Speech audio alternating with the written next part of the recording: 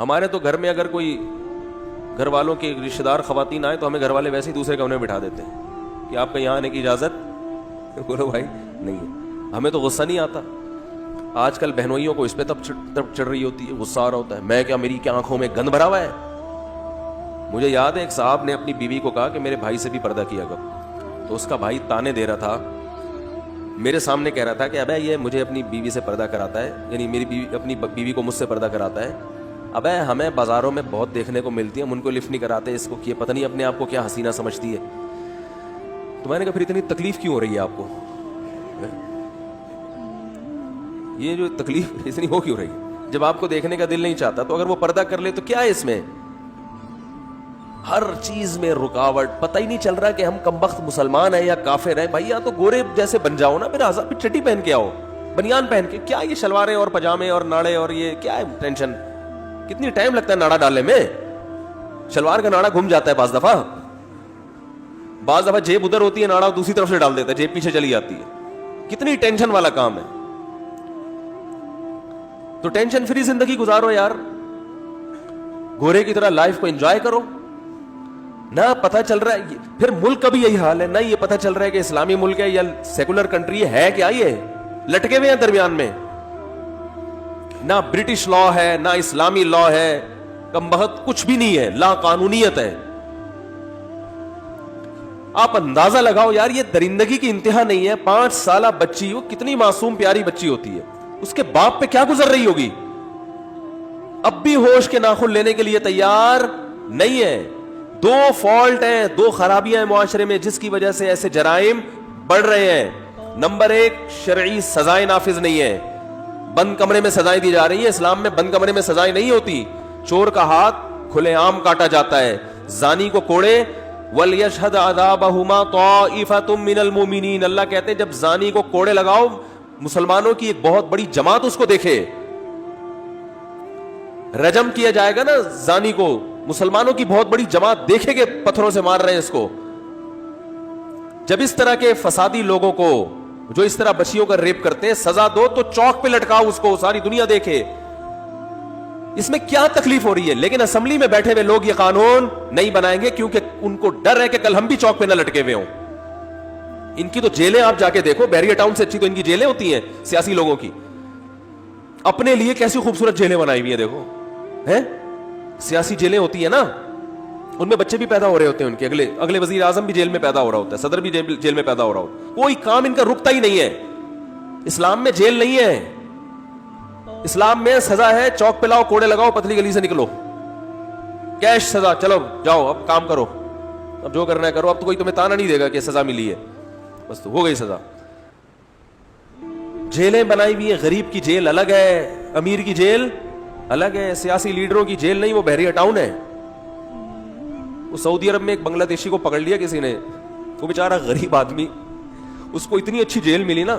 ویسے سعودیہ کی جیلیں ساری اچھی نہیں ہیں, لیکن بعض دفعہ وہ کوئی ایسا مجرم نہیں ہوتا تو بڑی پروٹوکول مل جاتا ہے جیل میں. ہمارے ملک سے پھر بھی بہرحال اچھی ہے. تو بیچارہ بنگلہ دیش کا تھا, وہ اس کو جیل میں لے گئے, انلیگل گھوم رہا تھا وہ نا, تو وہ 6 مہینے یا سال جیل میں رہا. اس کو اتنا مزہ آیا, وہاں پہ کھانا پینا مل رہا ہے, پھر جیل سے جاتے ہوئے اس کو پیسے بھی دیے نا, خرچہ بھی. تو ہمارے ایک دوست نے بتایا کہ جیسے ہی رہائی کا ٹائم آیا تو بادشاہ کو گالیاں دینے لگا. وہ سعودی عرب میں بادشاہ کو گالی دینا معمولی جرم نہیں. تو جیل کا عملہ ہنسنے لگا, اس نے بولا تجھے دوبارہ نہیں پکڑیں گے, جا یہاں سے. وہ سمجھ گئے کہ یہ چاہ رہا ہے کہ مجھے 1 سال, وہ تو انلیگل رہ اس لیے رہا تھا کہ کھانے پینے کا کوئی کیا ہو جائے. اسے پتا تھا یار دوبارہ بنگلہ دیش گیا تو وہی برساتی نالے, وہی مچھر, کم از کم یہاں اتنا مزے سے رہ رہا ہوں میں. تو خیر, سیاسی لیڈروں کی جیلیں الگ ہیں. یہ کیوں ہے؟ قانون انسان بنا رہے ہیں, اللہ کے قانون کو فالو نہیں کیا جا رہا. بے حیائی کی روک تھام, یہ بے حیائی ہے نا. لاہور میں ایک بیچاری خاتون کو زبردستی اٹھا کے لے جایا گیا, بچوں کے سامنے ان کے ساتھ جو کچھ کیا گیا, 5 سالہ بچی کو اٹھا کے مار دیا. یہ درندگی ہے نا, بے حیائی ہے. تو اسلام نے بے حیائی کو روکنے کا جو قانون بنایا ہے وہ ہم سے پوچھ کے نہیں بنا, اور کہا سب کو فالو کرنا پڑے گا, سمجھ میں آئے تو بھی, نہیں سمجھ میں آئے تو بھی. فالو نہیں کرو گے تو آخرت میں الٹے لٹکے ہوئے ہوگے. मारूंगा मैं, सजा दूंगा। वो कानून क्या है? नंबर 1, औरत को इस्लाम पर्दे का हुक्म देता है, सबसे पहला हुक्म। खवातीन कहती है मर्द अपनी निगाहों में हया पैदा करें, हमें पर्दे का पाबंद, बोलो भाई, ना करें। ये अल्लाह से लड़ाई है या नहीं है? जो खवातीन इस किस्म की बातें कर रही हैं, इसका मतलब आप किससे लड़ रही हो? अल्लाह से लड़ रही हो। अल्लाह ने कहा मर्द को भी आंखों में हया पैदा करनी पड़ेगी और आपको भी अपने लिबास में, बोलो भाई, हया पैदा करनी पड़ेगी। औरत का लिबास मुकम्मल होना चाहिए। युदनीना अलैहिन्ना मिन जलाबीबिहिन्ना, घर से बाहर निकलते हुए बुर्का या बड़ी चादर, कोई भी ऐसी चादर जिससे जिस्म ढक जाए, ये होनी चाहिए। इसके बगैर औरत को घर से बाहर निकलने की इजाजत नहीं है। बल्कि इससे भी पहले वक़रना फी बुयूतिकुन्ना, औरत का असल जिम्मेदारी घर की 4 दीवारी है। जॉब औरत की असल जिम्मेदारी नहीं है, इसलिए घर का निजाम खराब हो जाएगा। घरेलू निजाम खराब होने से आपको नुकसान हो ना हो, आने वाली नस्लें बर्बाद हो जाएंगी। तो आप अपने मफाद के लिए कानून बना रहे हो और अल्लाह आने वाली नस्लों को देख रहा है। मुझे अगर अपने घर में मां की मोहब्बत ना मिली होती, मां का टाइम ना मिला होता, तो जो अल्लाह ने टूटी फूटी मुझ में सलाहियत पैदा की वो नहीं होती। बच्चा मां की गोद में घर में रह के बड़ी अय्याशी से पलता है।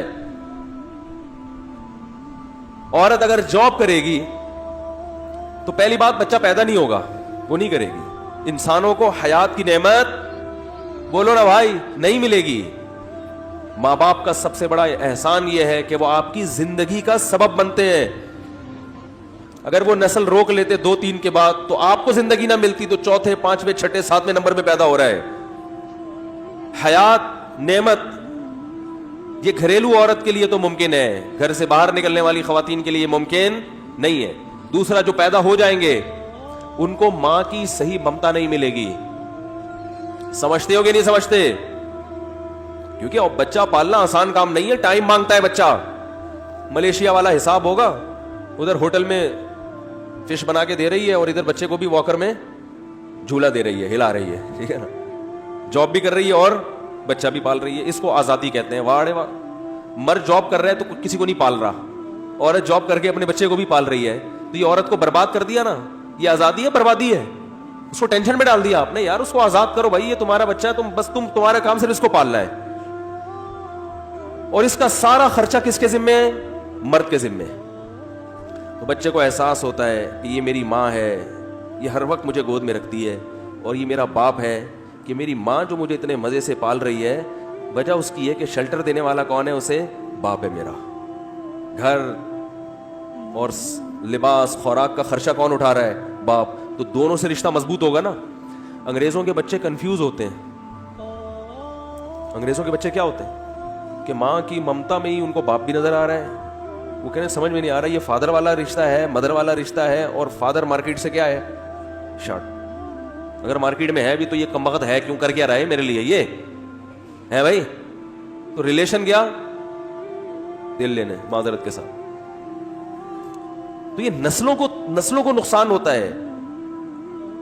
बच्चों के हुकूक पर तो बड़ी बातें होती हैं। बच्चे है ना, बच्चों के हुकूक पर तंजीमें, बच्चों के हुकूक पर तंजीमों को चाहिए सबसे पहले माओं को पाबंद बनाए कि बच्चों को पैदा भी करो और घर में रह के उनको पालो भी। बच्चों को सबसे ज्यादा जरूरत मां की है जो घर में रहे।